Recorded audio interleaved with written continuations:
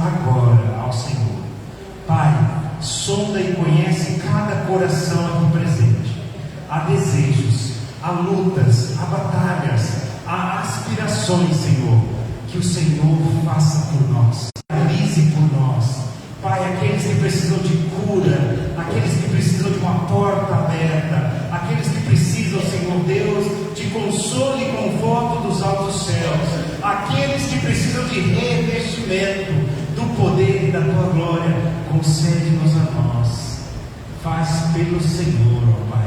Assim nós oramos, em nome de Jesus. Amém. Amém, irmãos. Podeis assentar.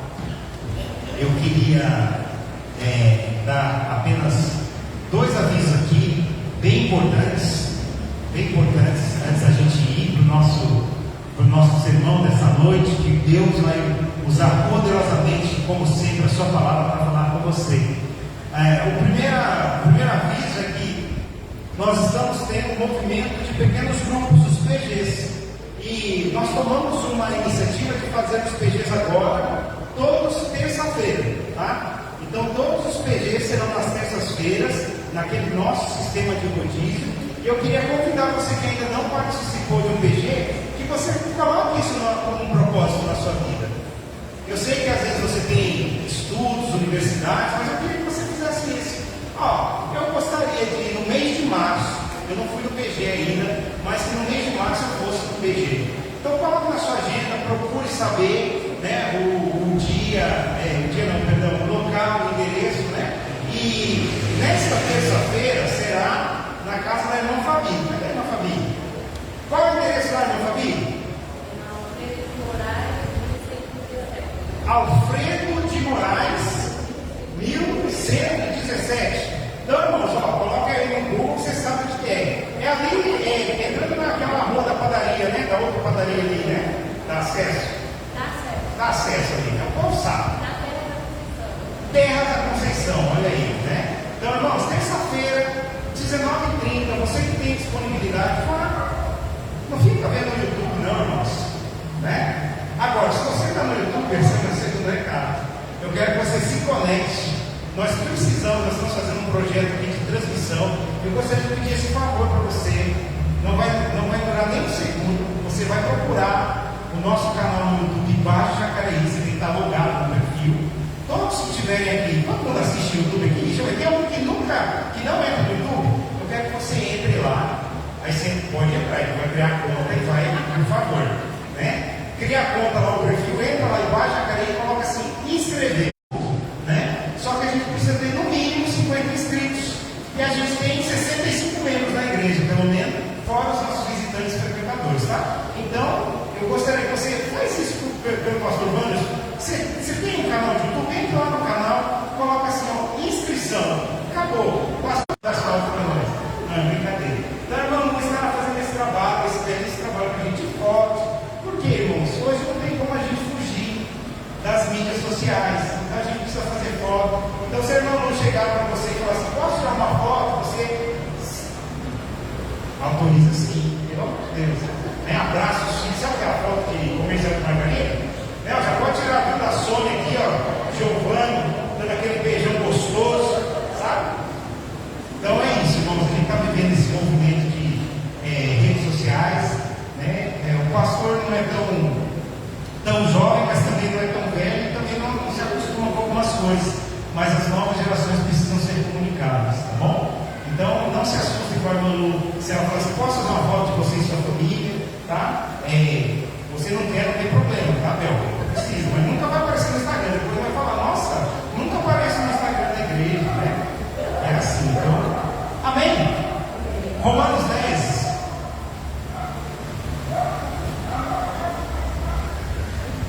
Parabéns, viu? Primeiro dia deu aqui hoje a transição, né? Na projeção. Excelente. Né? Mais um para o Senhor Jesus. Então, tá vendo, Leila? Cadê a Leila? Leila, podia dar um testemunho também na fotinha, olha. Pode chegar para ela. Não é só seu filho, não. Minha filha está com você também, né? Amém. Glória a Deus. Glória a Deus, irmãos. Nós estamos pregando sobre a Igreja de Cristo em fevereiro. E ao longo dos domingos a gente tem aprendido o que é ser igreja. Como é ser igreja.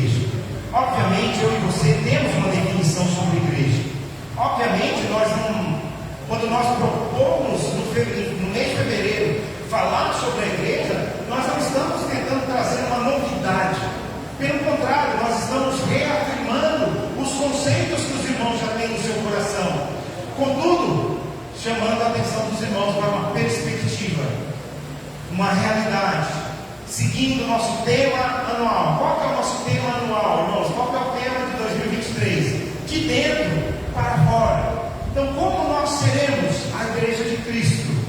Daqui de dentro, que é tão gostoso este lugar, mas lá para fora, para impactar vidas, para salvar aqueles que precisam, para estender as mãos àqueles que têm as suas dificuldades.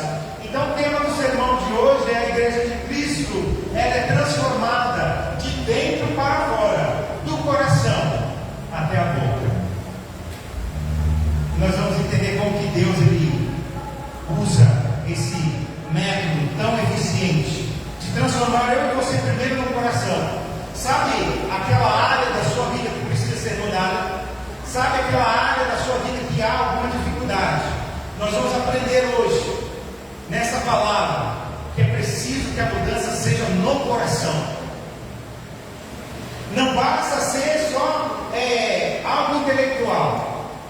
Não basta ser algo também de apenas visual, uma imagem. Não pode ficar hospedado só nas redes sociais. Tem que estar. Então eu queria que você abrisse agora a sua Bíblia. Eu estou usando uma versão aqui chamada NVT, nova versão transformadora. Se você tem um celular, um aplicativo, você pode procurar essa versão. Mas em qualquer versão ela será, você pode me acompanhar se você tem a Bíblia física. Então, Romanos 10, a partir do versículo 9, Paulo, escrevendo à igreja de Roma, diz assim: se você declarar com sua boca que Jesus Cristo é Senhor e crer em seu coração que Deus o ressuscitou dos mortos, será salvo. Pois é crendo de coração que você é declarado justo, e é declarando com a boca que você é salvo. Como dizem as Escrituras, quem confiar nele jamais será envergonhado. Nesse sentido, não há diferença entre judeus e gentios, uma vez que ambos têm o mesmo Senhor, que abençoa generosamente todos que o invocam, pois todo aquele que invocar o nome do Senhor será salvo. Amém? Então nós estamos entendendo agora que a igreja tem que ser do coração, mas não para no coração, vai até a boca. Há um imperativo em nós, que é a declaração daquilo que está em nosso coração. Por isso o Senhor Jesus, Ele diz para nós que esse vocativo de Deus para mim e para você, esse chamamento de Deus, todos nós somos chamados por Deus. E é interessante nessa figura de Paulo, porque ele também recebe um chamado. Enquanto perseguia a igreja, ele recebe um chamado. E ao receber esse chamado, ele é chamado para deixar de ser um assassino e se tornar um pregador dos gentios. Ou seja, tudo que eu e você já fomos, já fizemos de errado, Deus é suficientemente bom para nos perdoar os pecados e nos chamar para uma nova missão. Eu e você temos o chamado de uma experiência com Deus. E é isso que Paulo está escrevendo a Roma. Paulo não era romano, ele era judeu, mas ele recebeu o título de cidadão romano. A gente não sabe muito como que é isso, mas possivelmente o pai de Paulo comprou esse título. E era algo que não era muito simples nem fácil. Não era como ir no poupa-tempo tirar o RG, não. Era algo que às vezes a pessoa tinha que ir, mais ou menos, mal comparando, bem mal comparando, como se você agora, como brasileiro, joseense, jacareense ou qualquer outro da vida ou ano, conseguisse um cidadão, um título de cidadão britânico. Então não é tão simples assim.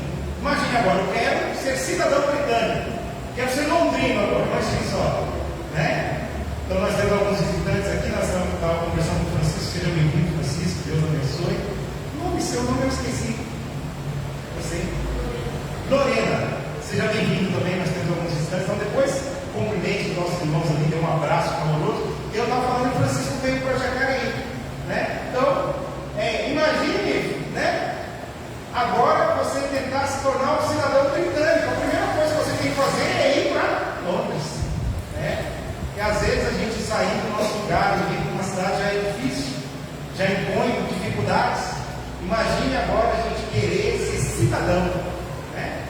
breve, viu, Francisco? Você pode pleitear ser cidadão jacariense, viu? É fácil, irmãos, ter a cidadania? Não é. E Paulo é esse cidadão romano, ele está escrevendo para a igreja de Roma. E o que ele vai dizer para Roma?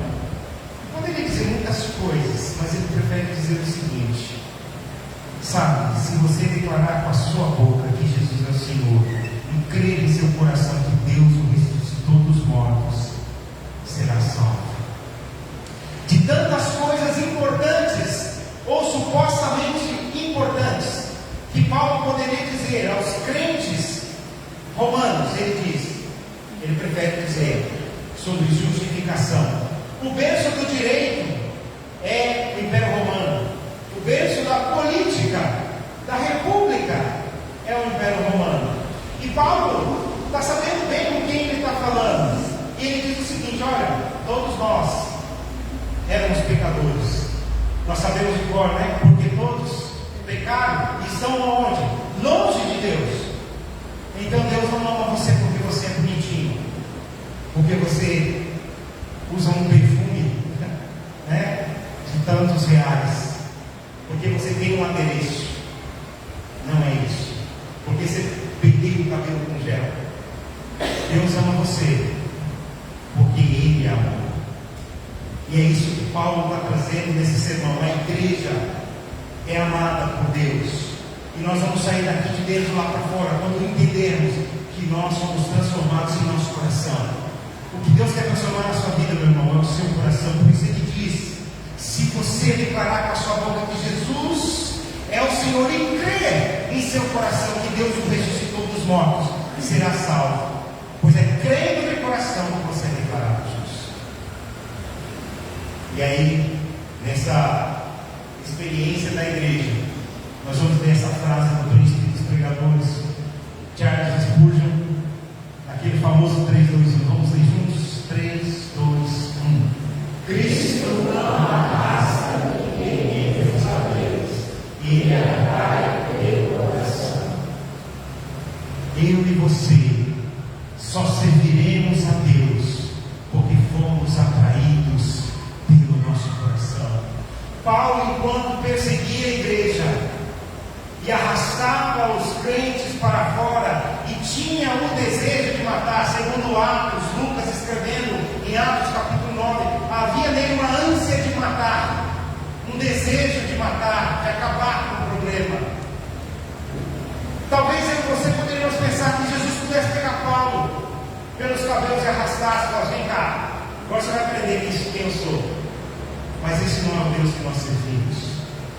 Por isso, quando Zacarias, o profeta, ele escreve, ele diz para nós um dos textos mais belíssimos e paradoxais da Bíblia, ele diz assim: não é por força, nem é por violência, mas pelo meu Espírito, diz o Senhor dos Exércitos.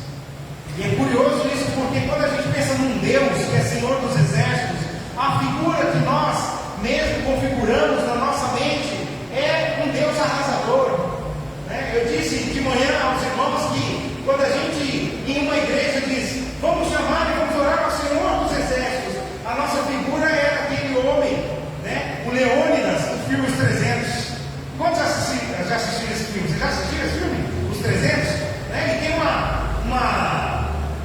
célebre cena onde o Leônidas, ele está recebendo o mensageiro e ele quer dizer para o mensageiro o que é Esparta. E aí, como que é essa cena? Essa cena aparece tudo quanto é internet, né? Ele dá aquele famoso, né? A benção da capoeira no peito do cidadão, joga dentro do poço e ele fala: isso é Esparta. Então, quando eu e você evocamos a figura do Senhor dos Exércitos, a gente pode pensar que Deus será assim, mas pelo contrário, o Senhor dos Exércitos, o Senhor de cada exército, seja o exército romano, seja o exército grego, seja o exército americano, o Senhor de todos os exércitos, Ele disse para nós que é não por força, nem por violência, mas é pelo Espírito. Cristo não vai arrastar ninguém aqui pelos cabelos. Ninguém será forçado diante de Jesus, mas Ele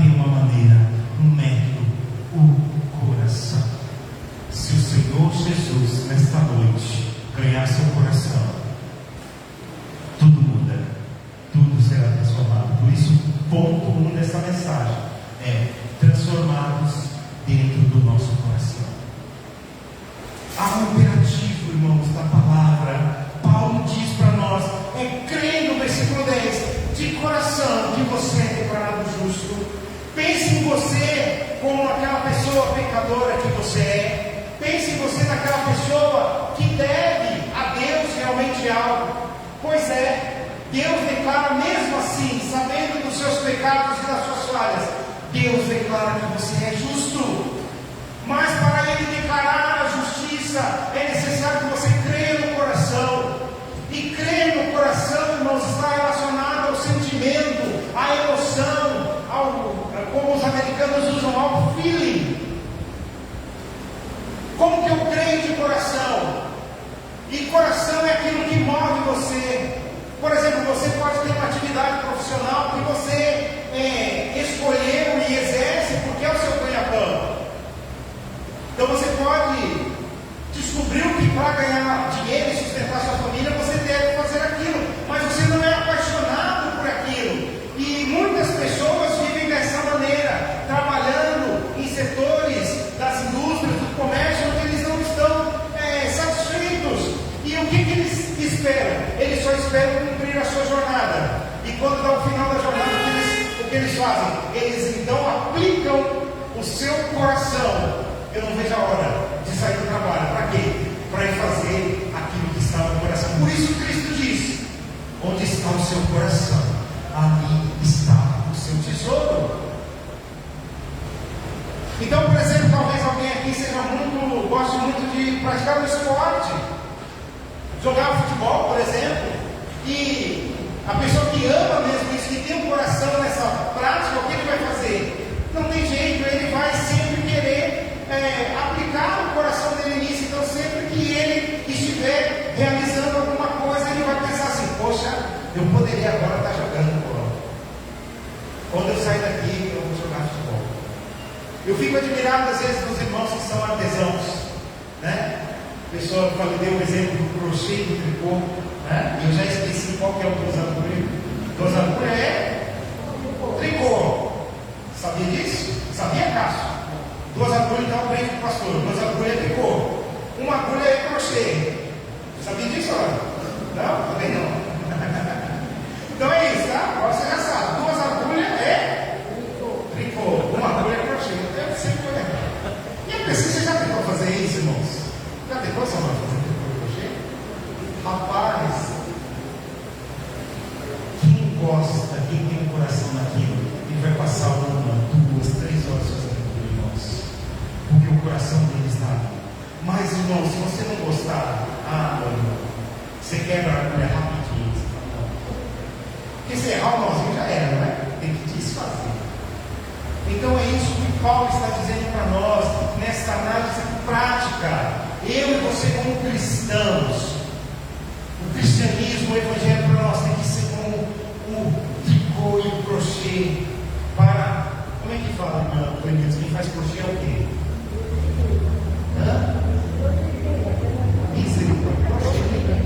Não, deixa aqui. Futebol. Então o evangelho tem que ser como você é futebolista, né? Eu não vou saber falar essa palavra, depois eu vou aprender, que eu aprendi que eu tentei 100 vezes para decorar.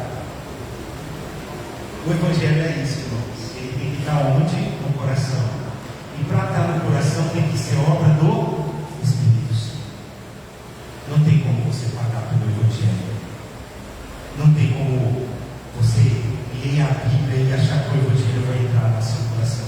É o Espírito Santo de Deus, sem força, sem violência. Paulo em cima do cavalo, querendo matar a igreja. Jesus vem e fala assim: Saulo, Saulo, por que me persegues? Na hora Saulo diz assim: quem és tu, Senhor? O homem era violento, o homem era bravo, o bichinho ia ser. Ele só vivia preso como crente, mas não como não crente. Paulo quer ser nem um lampião da vida, sabe? hora que Jesus vem e fala, Saulo, Saulo, eu fico pensando, a Bíblia não diz isso. Isso é o pensamento do pastor. Será que Jesus falou em hebraico, em aramaico, em grego, em latim? Como será que Jesus falou com Paulo? Eu não tenho dúvida que ele ouviu a voz do coração. Ele, como judeu, deve ter ouvido Jesus chamá-lo de Shaul, que era o nome hebraico dele. Está entendendo onde eu quero levar você? Ele não ouviu, Paulo falava muitas línguas, irmãos, mas ele não ouviu nenhuma língua de anjo, nenhuma língua estranha. Ele ouviu na língua afetiva do coração. E quando ele ouve na língua afetiva, possivelmente ele respondeu em hebraico ou em aramaico: quem és tu, Adão, Senhor? Jesus vai falar com você através da palavra dele, de maneira doce e suave. Não é na multidão de afazeres, não é no mundo do conhecimento, é na entrega do coração. Por isso ele pode escrever agora, recebendo esse chamado, ele pode dizer para você e para mim: pois é crendo de coração que você é declarado justo. Paulo era um assassino, mas quando ele crê em Jesus, naquele momento ele recebe o vocativo divino, o chamado. Ele é declarado por Jesus justo. Jesus diz assim: olha, eu morri na cruz por você. Paulo sabe. Por isso ele diz: se você declarar com a sua boca que Jesus é Senhor e crer em seu coração que Deus ressuscitou ele dos mortos, você vai ser salvo. Não tem outra maneira de ser salvo.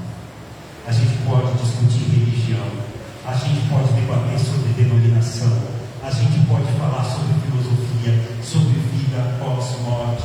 Fiquem à vontade em debater, em discutir e nunca terminar a discussão.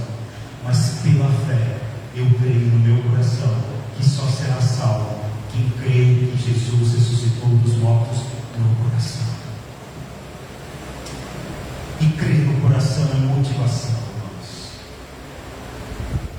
É como aquele que espera com confiança alguma coisa, ele confia.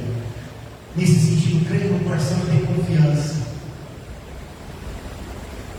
Eu quero usar mais um exemplo prático para você da confiança, que seria mais ou menos quando você faz uma compra pela internet. Você já fez uma compra pela internet? E aí quando você faz a compra pela internet, está lá, prazo de entrega. Normalmente você olha isso, né, irmão? Eu espero que você esteja observando. E diz assim: entrega em 3 dias.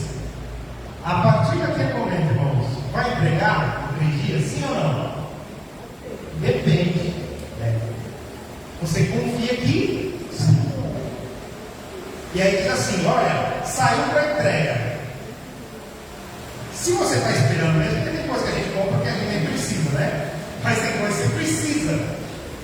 Quando fala assim, saiu para entrega, irmão, você fala: nossa, é hoje. E você fica com aquela ansiedade. Eu contei um exemplo de manhã, mas de noite eu vou dar outro exemplo. E eu comprei uma coisa e veio, ele chegou e disse assim: olha, saiu para entrega. E eu estava esperando, então eu fiquei esperando, porque saiu para entrega, vai entregar.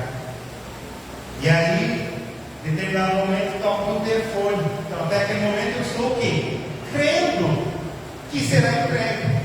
E tocou o telefone, eu moro num prédio, e falou assim: ó, tem uma entrega lá embaixo. E eu, claro, peguei e falei: tudo bem, estou descendo. Aí, coloquei ali meu chinelo e tal. Apertei o elevador e desci.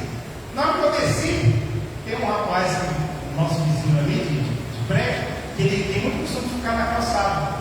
É um hábito, né? Eu sempre estou na calçada. E aí eu cheguei, cadê o cara da entrega? Aí o rapaz olhou para mim e falou assim: ele foi embora. Eu falei: não é possível. Mas eu estou acreditando, eu fui telefonado. Aí eu olhei no aplicativo e estava assim: como é que é? Cadê o profissional do crime? Como é que? Ausência, né? Cadê o Ari? Não atendido. Como é que coloca? Não atendido. Exatamente, miserável.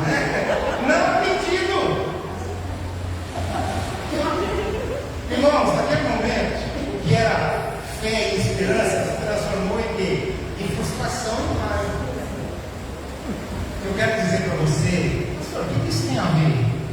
Eu quero dizer que muitos crentes têm confessado com a boca Jesus, mas não creem que Jesus vai entregar o pacote, os benefícios da promessa.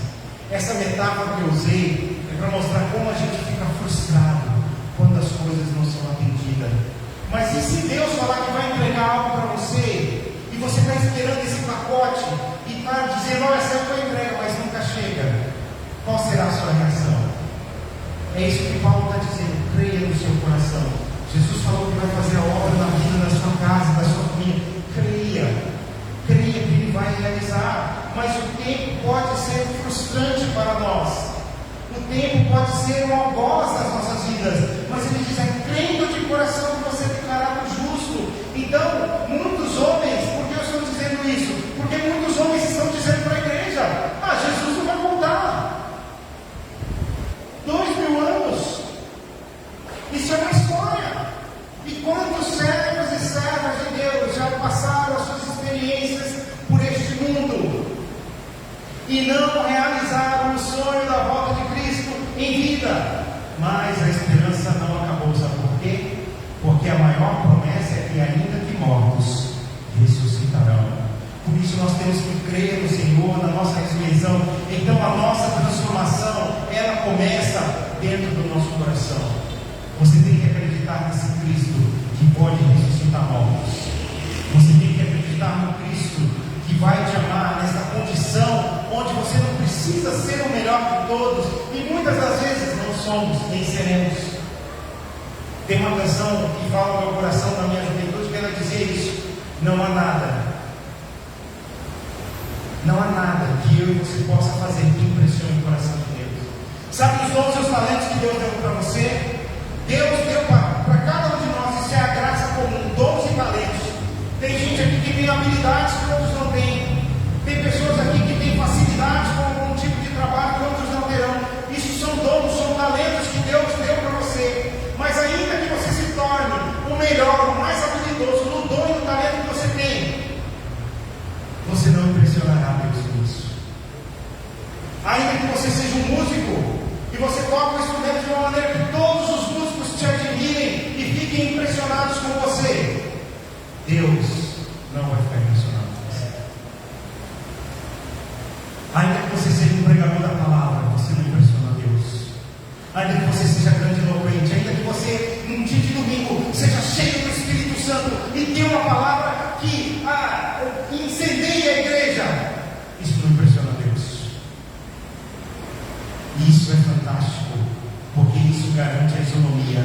Mas o mais fantástico de tudo, que a graça do Senhor Jesus nos promete, é que também, nessa mesma canção diz, que se não há nada de bom que você faça que impressiona a Deus, não há nada de mal e de errado que você faça que não possa ser perdoado pelo Senhor. Ou seja, não há nada que possa me afastar de Deus, nem poderes, nem alturas, nem espadas, nem profundidade, nem principados nem potestades. O que nos aproxima de Deus é o seu amor e a sua graça. E nesse sentido, ainda que não haja uma clara classificação de pecados, pecado é aquilo que te afasta de Deus. Não existe um pecadinho, um pecadão.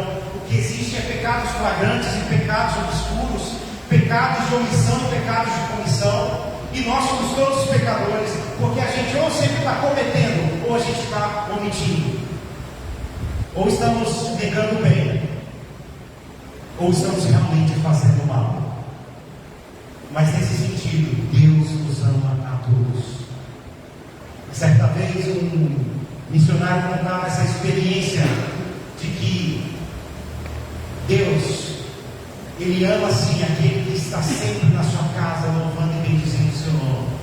Mas de alguma maneira, na nossa percepção, na nossa perspectiva humana, Deus ama muito mais aquele que ainda não entrou no templo, porque é preciso mais amor para se aproximar. É como aquela parábola que diz que um homem devia, para a gente contextualizar, R$1 milhão. E ele foi perdoado. Olha, você deve, qual que é a sua dívida? R$1 milhão, está perdoado. E aí ele sai do palácio feliz, porque ele teve a sua dívida de R$1 milhão perdoado. E ele tinha um camarada ali que devia 10 reais para ele. Mas a Bíblia diz nessa metáfora de Jesus, nessa parábola, que ele encontrando esse cara que devia 10 reais, mesmo tendo sido perdoado R$1 milhão, ele pega esse cara pela garganta, ele expande esse cara e leva até a justiça e fala: eu exijo que ele pague para mim os 10 reais. E este homem que devia 10 reais é preso. Naquele momento, o Senhor, o rei, sabendo dessas coisas, manda tirar aquele que devia 10 reais da cadeia. E ele fala: e agora mande prender este que devia 1 milhão. E aí Jesus diz que quem foi mais amado? E o judeu responde: aquele que foi mais perdoado. Porque é mais fácil perdoar 10 reais do que 1 milhão, sim ou não?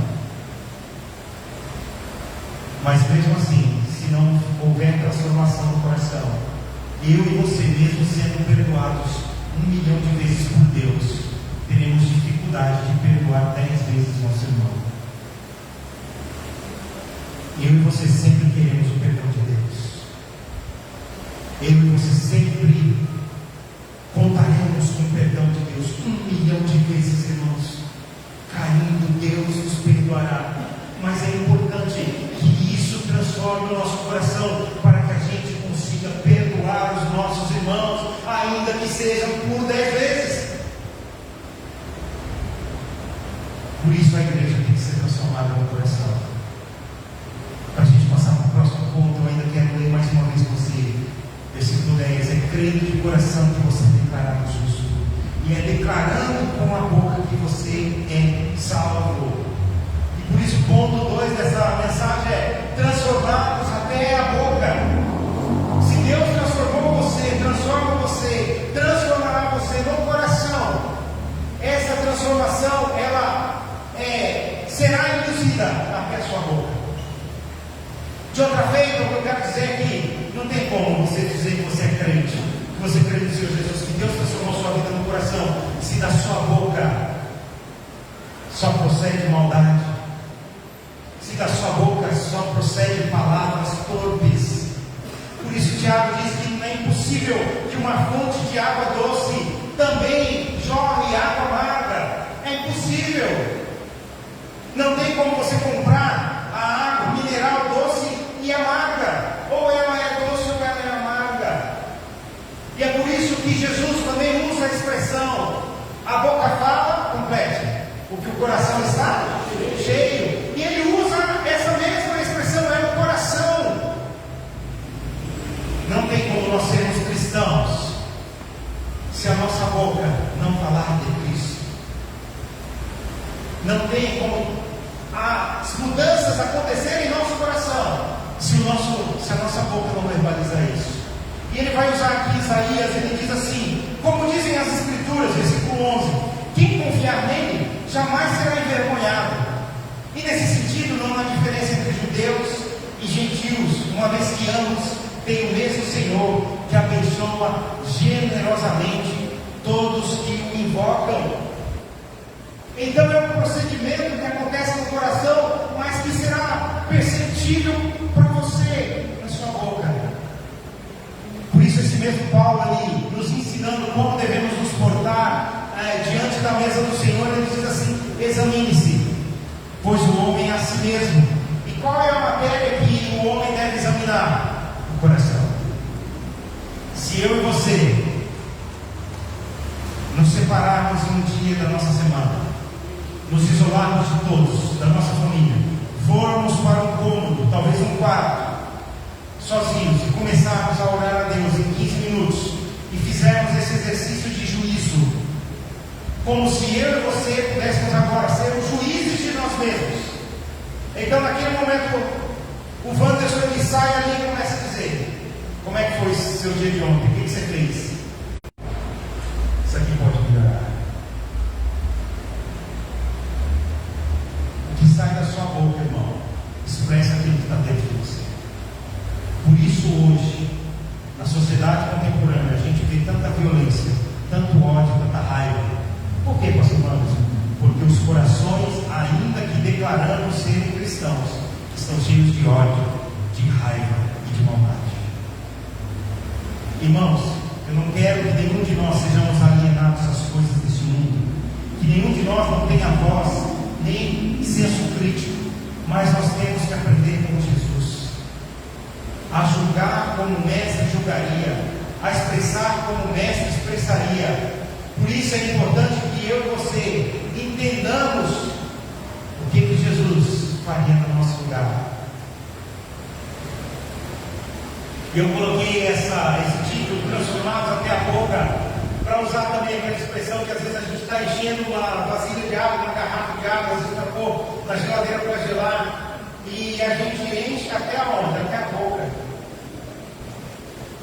Por quê? Porque adianta, irmão, você pegar uma garrafa, falar assim, vou pôr água na geladeira, você pôr 2 dedos de água lá. O que você fez com isso? Você perdeu tempo, você gastou energia. Nessa metáfora eu quero dizer, não adianta de nada você ter a palavra de Deus, você ter o conhecimento cristão, e você não se encher até a boca de Deus. É aquele cara que vai pôr água para gelar e põe 2 dedos de água na garrafa. O que serve 2 dedos de água numa garrafa? Não, nada. Só vai produzir mais raiva quando você for tomar água. Você está entendendo? Então, é importante que a transformação aconteça no coração. Eu não tenho dúvida que quando eu falar para você aqui, quantos creem no Senhor Jesus, todos vão crer, mas isso tem que ser no coração, porque quando isso acontece no coração, sabe para onde vai? Na boca. Você já encontrou com alguma pessoa que ele não tem outro assunto? Tem pessoas que às vezes ele não tem outro assunto, você já até sabe quem ele é por aquilo. Então é aquele cara que ele só fala de uma coisa. Por que ele só fala daquilo? Porque é o que está no coração dele. Você vai conversar com algumas pessoas que vivem movidas tem um coração muito mesquinho. O que essa pessoa fala? Essa pessoa só fala de perdas, de ganho, de lucro, de dinheiro. Às vezes ele não fala nem da família. Nós, como igreja do Senhor Jesus, aqui dentro nós aprendemos que nós temos que falar de Cristo.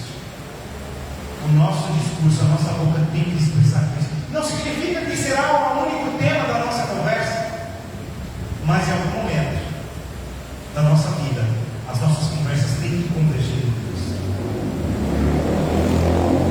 É a família que está almoçando no dia de domingo, como hoje, e em algum momento tem que abençoar uns aos outros, porque era isso que Cristo fazia. Quando ele estava à mesa, o que ele fazia? Ele dava graças a Deus, a parte de fora.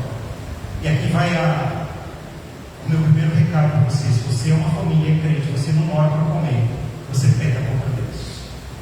Qual o nome disso? Pecado. Sentou para comer, não orou? Pecou. Por quê? Porque não deu graças ao provedor. Não, aqui a gente é assim. Não é assim, não. A partir de hoje, nós seremos transformados em nosso coração. Nós vamos orar e agradecer a Deus pelo alimento. Todos que estão comendo. Mas um vai chegar 10 horas da noite, não tem problema, ele ora. Mas vocês que estão juntos, orem, agradeçam, porque é isso, é essa transformação. Não adianta só falar com a boca, tem que estar no coração. Não entre numa ilusão, irmão. Não entre nessa ilusão de não agradecer a Deus, principalmente pelo alimento que está na sua mesa. Talvez você pode pensar, mas eu tenho essa mesa farta porque eu trabalho. Meu irmão, não caia nessa ilusão.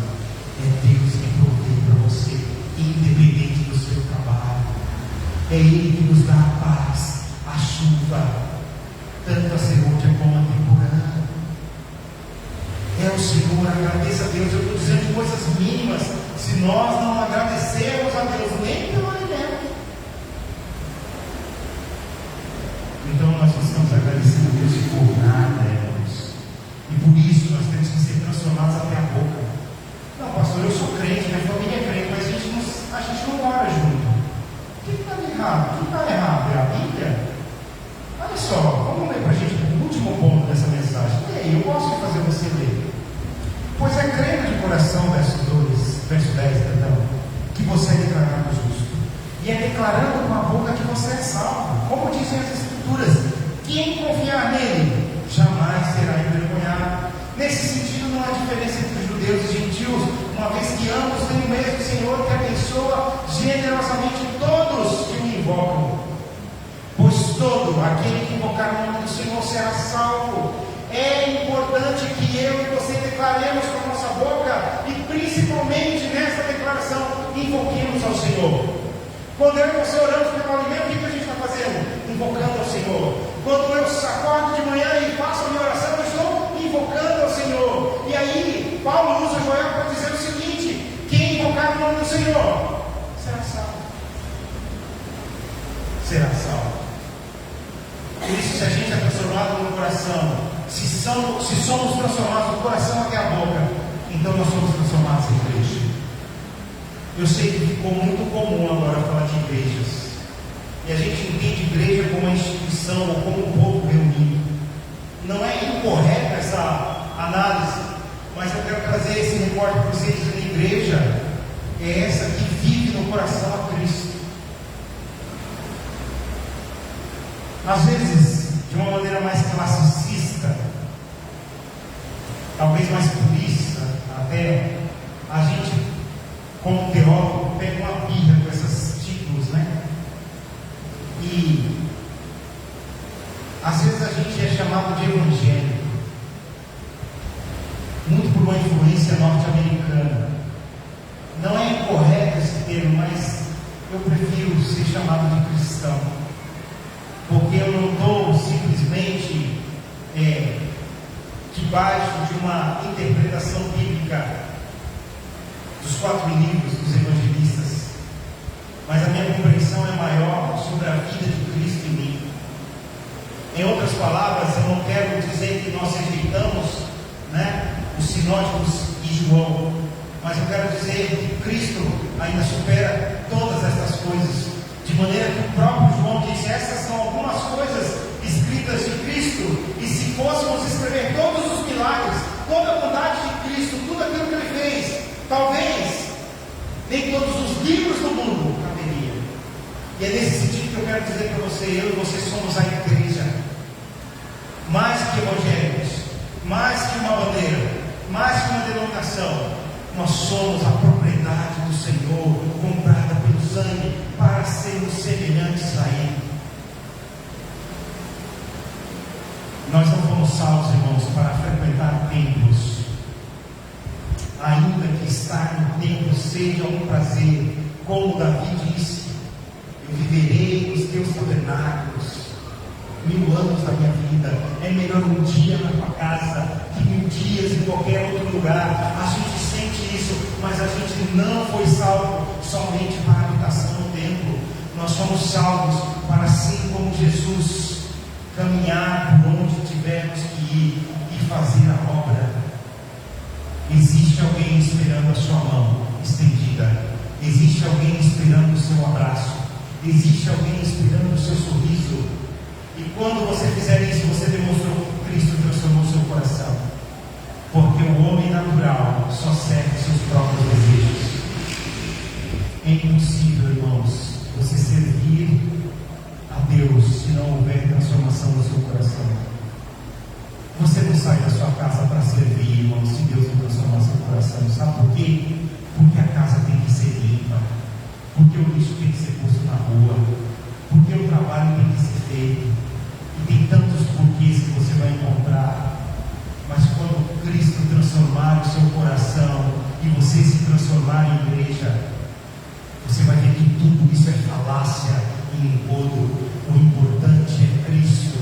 E eu quero dizer, terminando esse sermão para você: imagina se Pedro e João e Paulo e Tiago, que foi o primeiro morto à espada, fossem cristãos evangélicos convenientes como nós de tempo. Eles não teriam perdido as suas vidas, pelo contrário, estariam fazendo sim a sua empresa de pesca prosperar, os seus negócios de tenda evoluir, seriam excelentes e exímios pescadores com orgulho, mas não escreveriam a palavra de Deus, não experimentariam a boa, perfeita e agradável vontade do Senhor, que é a salvação, porque como evangélicos nós nos acostumamos a dizer que a boa, perfeita e agradável vontade de Deus está sobre nós, mas a gente faz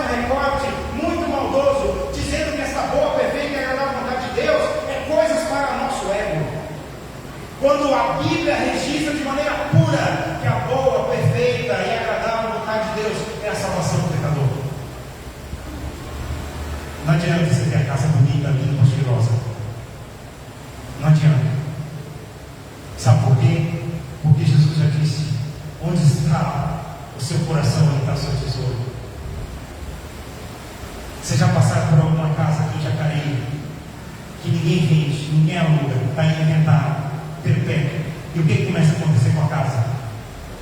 Começa a deteriorar. Ela é depredada. O mato cresce. E às vezes a gente passando nessas coisas, eu fico pensando: quantas vezes será que a senhora, dona dessa casa, se dedicou para limpar e deixar essa casa organizada? E talvez ela perdeu até a oportunidade de fazer algo por alguém. É aquela pessoa que limpa tanta casa que ninguém pode entrar na casa. Então a casa perdeu o sentido. Porque o sentido da casa é abrigar, e se a casa não abriga, então a gente inverteu as coisas. Por isso o sentido da igreja é amar e fazer a obra, e não se reunir aqui para a gente ficar departamentalizando as coisas e criando lideranças fictícias e falsas e postando nas redes sociais o bem que a gente não faz. Por isso que a gente tem que ser transformado no coração. E quando a gente é transformado no coração, irmãos, não tem outra coisa para a gente fazer senão amar. Ninguém pode dar o que não recebeu. Você está entendendo? Eu, como pastor desta igreja, estou dizendo para você: as dificuldades que você tem na sua vida é porque você não recebeu a plenitude que você precisa. Por isso, nesta noite, vamos aproveitar esse momento e pedir que Deus nos dê a graça, o amor, a misericórdia e a boa vontade. Porque quando a gente receber isso, o nosso coração é transformado. E esse coração transformado, isso vai transbordar até a nossa boca. Alguém já pediu uma ajuda para você, irmãos? E você já ajudou. Mas alguém já pediu ajuda para você e você não ajudou. Você você consegue se reconhecer? O ser que ajuda é o ser que não ajuda, como diz Costura. O ser que ajuda é assim. Vamos falar assim: irmã Clemildes, poderia ir ali na sua casa, estou precisando. A irmã Clemildes que ajuda, que oferece a mão, diz: claro, vamos agora. A irmã Clemildes, me permite, irmãos, usar como exemplo fictício, vai dizer assim: pastor, não dá. Minha casa está uma bagunça. Eu perguntei se a casa da irmã está uma bagunça. Eu falei que eu ia lá para ver a bagunça da casa. Eu usei o exemplo da irmã Clemildes, mas todos nós somos assim. Quando a gente quer fazer, a gente fala: é agora. Quando a gente não quer, a gente fala: não dá. Por isso, e o ministério de louvor já pode vir aqui à frente. Por isso, irmãos, Cristo não arrasta ninguém pelos cabelos. Ele atrai pelo coração. E a gente tem que ser transformado de dentro para fora, mas é do coração até a nossa boca. Nesse sentido que Deus vai nos tomar completamente. E se Deus tomar a sua vida completamente, você viverá o verdadeiro evangelho. A irmã, ela disse isso para nós aqui, que foi uma experiência linda. Ela ter vivido com o filho fazendo o evangelismo e ela está presente. E eu queria usar esse último exemplo, que nós só podemos ter experiências se nós nos dedicarmos a isso. Você quer ter experiências com Deus? Isso é uma pergunta retórica. Então se disponha a isso. Porque não tem como, não há maneira, se a gente não fizer aquilo que Deus está nos chamando. Você crendo de coração e declarando com a sua boca que você está. E aquele que crê no Senhor Jesus, ele jamais será fácil. E eu quero que cada um de vocês faça a obra do Senhor. Não entre em grupos de WhatsApp, irmãos, se vocês não vão participar. Não sirvam ministérios que vocês não vão fazer nada. Não declare que vocês são alguma coisa se vocês não fazem. Porque isso na verdade é pecado. Até quando a gente fala sobre os dízimos e as ofertas, hoje é difícil falar na igreja, mas Deus disse bem claro: